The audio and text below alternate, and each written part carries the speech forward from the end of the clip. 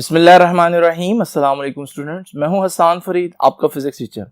Students, आप लोग जानते हैं कि चैप्टर नंबर 8 की थ्योरी कंप्लीट हो चुकी है। अब हम करेंगे चैप्टर नंबर 8 के न्यूमेरिकल। तो आइए स्टार्ट करते हैं फर्स्ट न्यूमेरिकल की स्टेटमेंट से।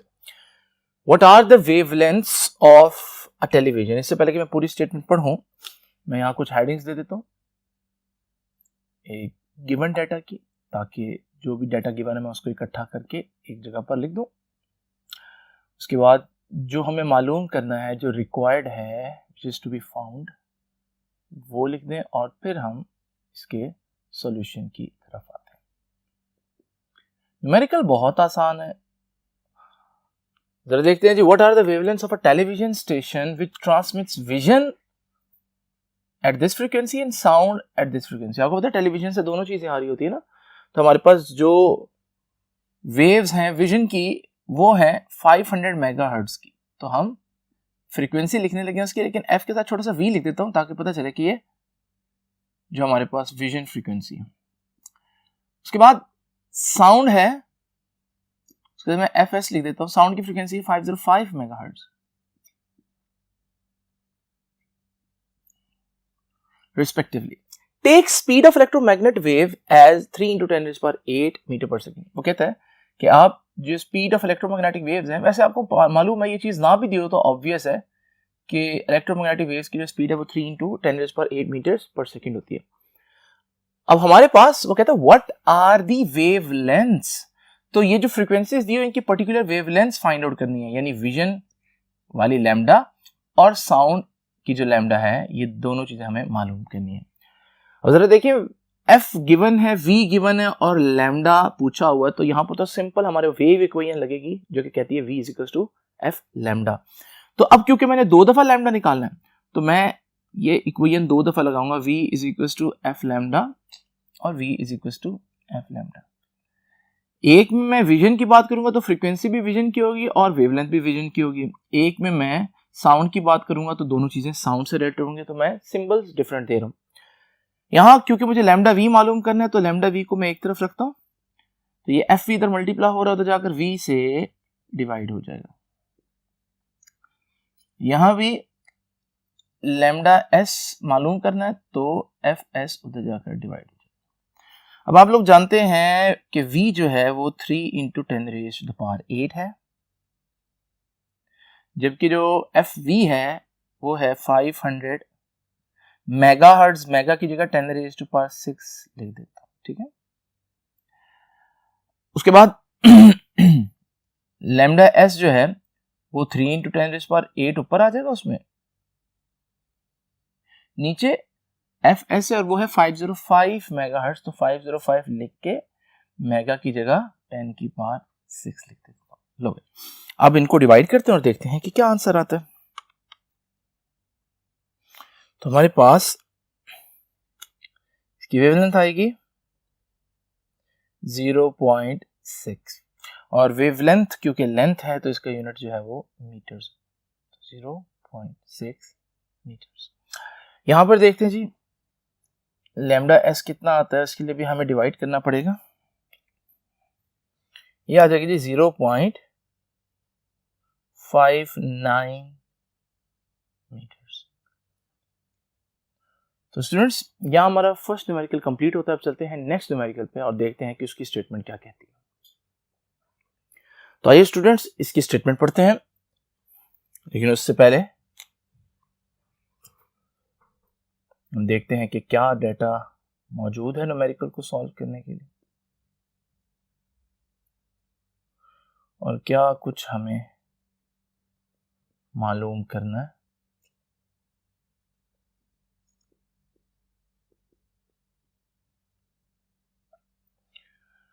तो कहते हैं कि अ पर्सन ऑन द सी शोर observes that 48 waves reach the shore in 1 minute.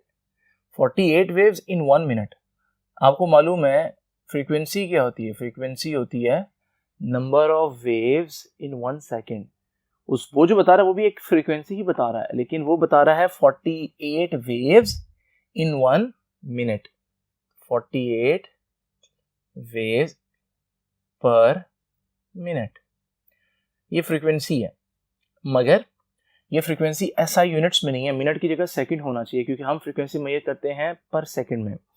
तो आपको मालूम है नीचे मिनट है, 1 मिनट में 60 सेकंड होते हैं, तो इसको 60 से डिवाइड कर देते हैं। तो अब यहाँ पर वेव पर मिनट की बजाय पर सेकंड आ जाएगा। 48 को 60 से डिवाइड करते हैं पहले, तो ये हमारे पास आ जाएगा 0.8, और वेव्स पर सेकेंड हर्ट्ज होता है। तो ये हमारे पास फ्रीक्वेंसी आ गई। तो दी हुई थी फ्रीक्वेंसी, लेकिन हम लोगों ने उसको स्टैंडर्ड यूनिट्स में कन्वर्ट कर लिया। If the wavelength of the wave is 10 metre, wavelength is 10 metre, ये भी हमें गिवन है। देन फाइंड द वेलोसिटी, लो भाई v velocity of the wave मालूम करना है। इन तीन चीजों को देखकर एक ही क्वेश्चन जहन में आती है, वो है v equals to f lambda, जिसको हम लोगों ने प्रीवियस न्यूमेरिकल में भी यूज किया। तो वही फार्मूला अप्लाई करते हैं, v is equals to f lambda. You just have to put the values of f and lambda. f की ये वैल्यू ना पुट कर दीजिएगा, स्टैंडर्ड वैल्यू पुट कीजिएगा 0.8, लैम्डा इज 10, तो ये हमारे पास आंसर बन जाएगा 8 मीटर अ सेकेंड।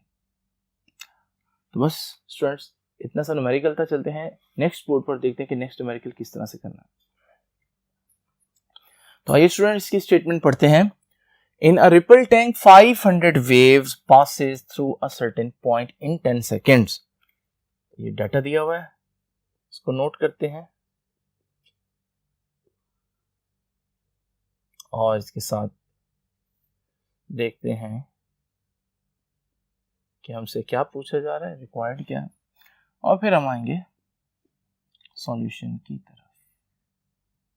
सबसे पहले वो कहते हैं कि 500 वेव्स हैं इन 10 सेकेंड्स, 10 सेकेंड में 500 वेव्स हैं। फ्रीक्वेंसी क्या होती है, 1 सेकेंड में कितनी वेव्स हैं, तो निकाली जा सकती है, उसको गिवन डाटा में ही हम एडजस्ट कर देते हैं।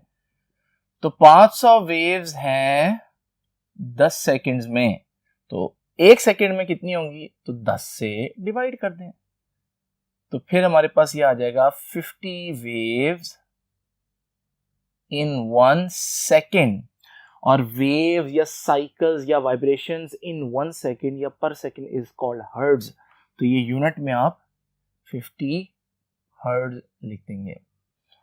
If the speed of the wave is 3.5 meters per second, this is the second thing which is given. Speed of the wave is 3.5 meters per second.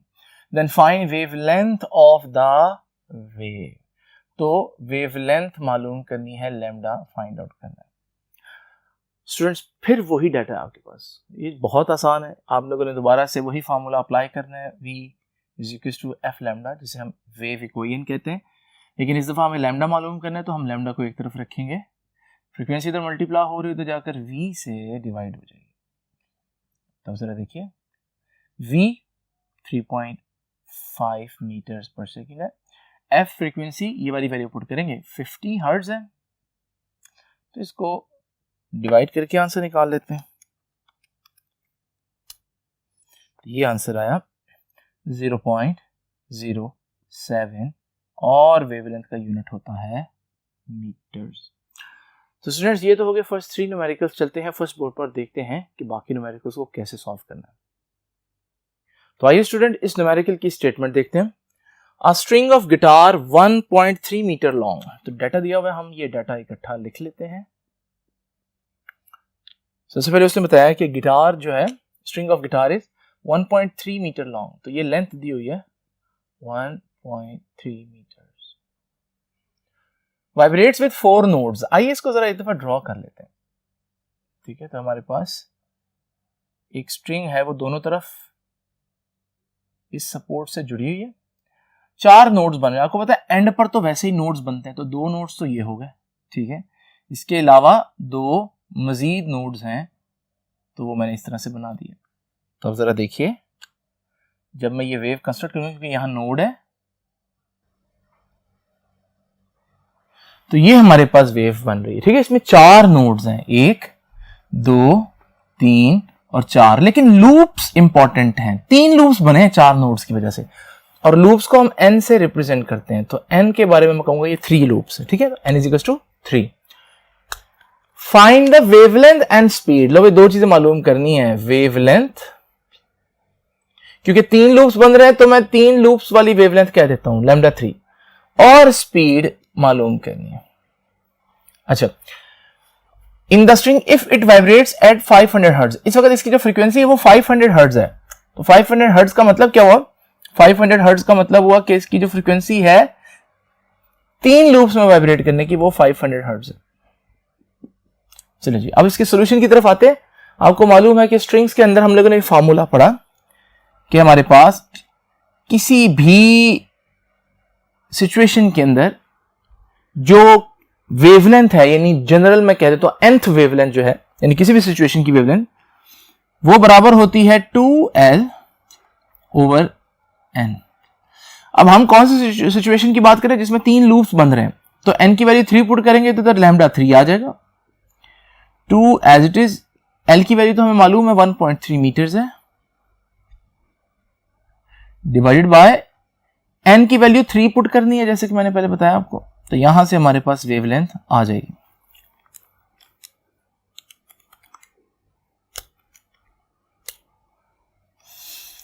ये लैम्डा हमारे पास आया 0.86 मीटर।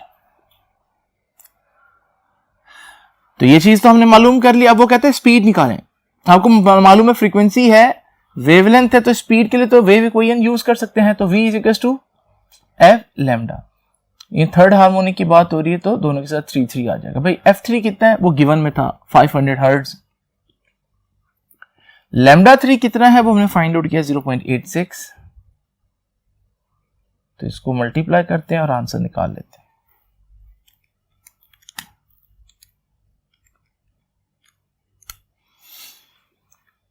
फोर 30 मीटर्स पर second. तो दोनों चीज हम लोगों ने मालूम कर लिया। चलते हैं फिफ्थ न्यूमेरिकल की तरफ और देखते हैं कि उसकी स्टेटमेंट क्या कहती है। तो आइए स्टूडेंट देखते हैं कि इसकी स्टेटमेंट क्या कहती है।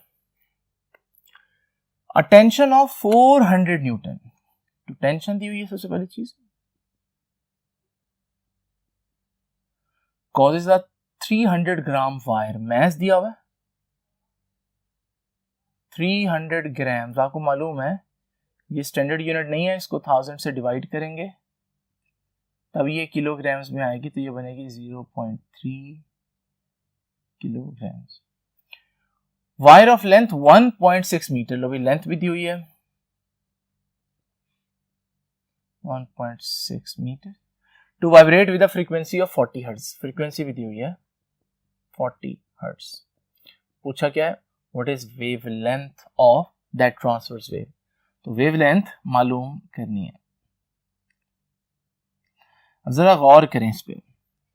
अगर मैं वेव इक्वेशन लगाऊं, वेव इक्वेशन क्या कहती है, v is equal to F lambda, तो यहां से मैं लैम्डा निकाल सकता हूं v ओवर एफ।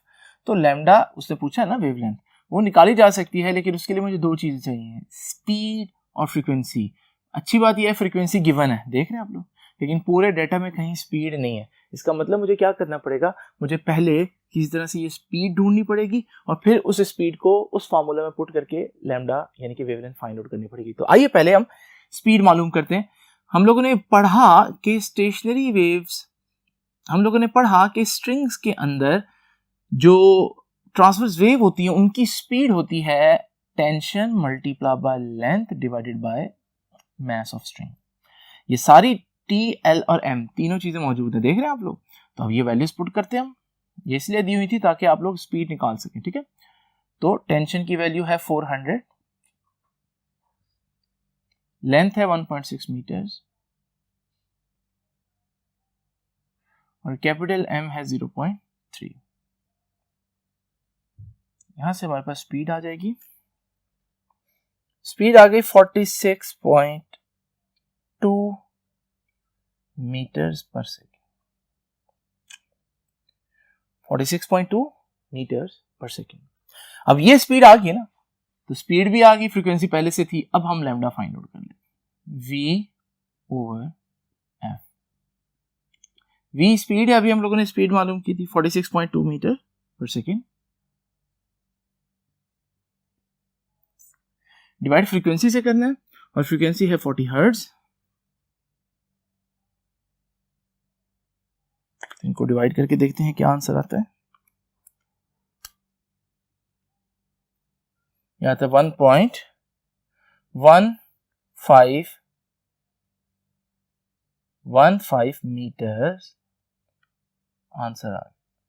ठीक है, तो वेवलेंथ है 1.15 मीटर। चलते हैं नेक्स्ट न्यूमेरिकल पर और देखते हैं कि उसकी स्टेटमेंट क्या कहती है।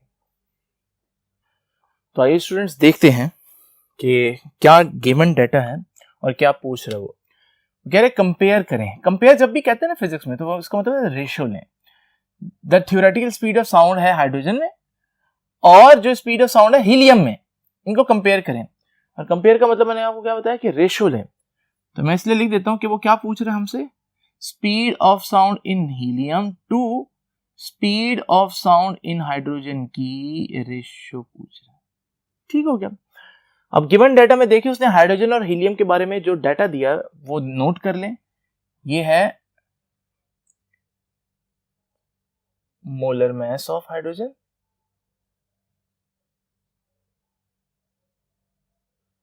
इस तरह से गैमा दिया हुआ है हाइड्रोजन के केस में 1.4,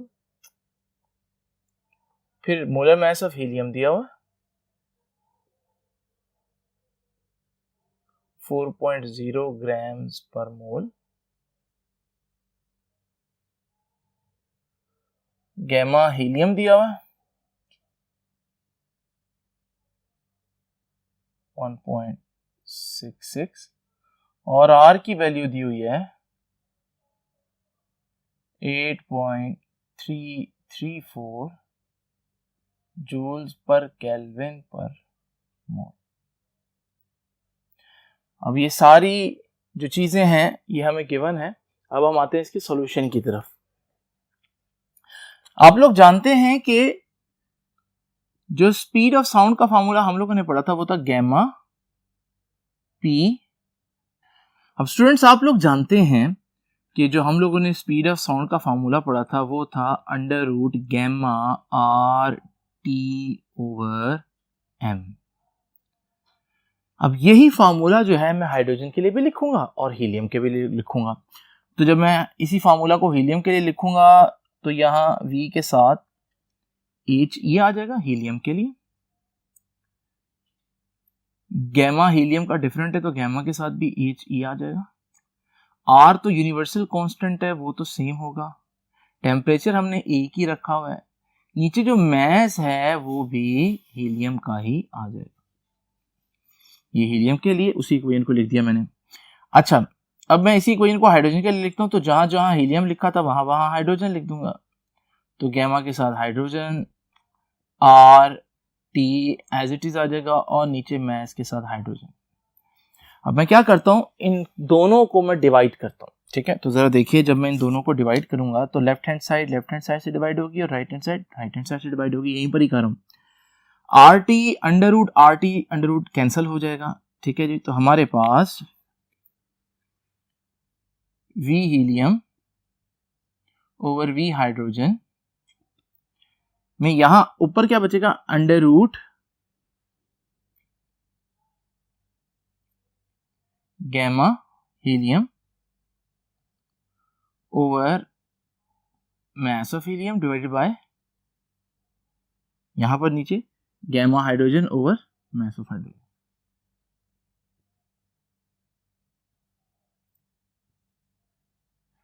अब मैं क्या करता हूं जी, इसको अरेंज कर देता हूं। तो आपको मालूम है गैमा हीलियम तो ऑलरेडी ऊपर था, लेकिन ये मास ऑफ हाइड्रोजन क्योंकि डिनोमिनेटर के नीचे डिनोमिनेटर में तो ये ऊपर चला जाएगा divided by mass of helium नीचे आ जाएगा और ऑलरेडी गैमा हाइड्रोजन तो नीचे था ही। इसको पुट करके वैल्यूज को आंसर निकालते हैं।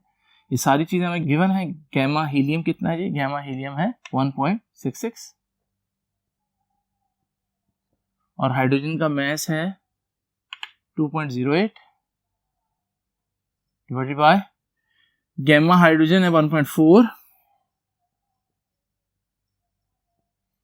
और मास ऑफ हीलियम है 4.0 और फिर सारी चीज का अंडर रूट। तो जरा देखते हैं। तो स्टूडेंट्स इसका आंसर आया 0.78। दूसरे अल्फाज में हीलियम, अगर मैं हाइड्रोजन को उधर ले जाऊं तो 0.78 times the speed of hydrogen.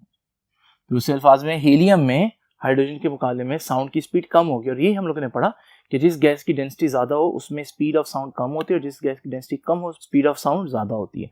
तो ये हम लोग देख रहे हैं कि हीलियम ज़्यादा डेंसिटी, तो उसमें देखें हाइड्रोजन के मुकाबले में स्पीड ऑफ साउंड कम होगी, 0.78 टाइम्स आ रहा है। तो स्टूडेंट्स, अब बाकी न्यूमेरिकल हम करेंगे नेक्स्ट लेक्चर में, आपसे इंशाल्लाह मुलाकात होगी नेक्स्ट लेक्चर में। तब तक के लिए अल्लाह हाफिज़।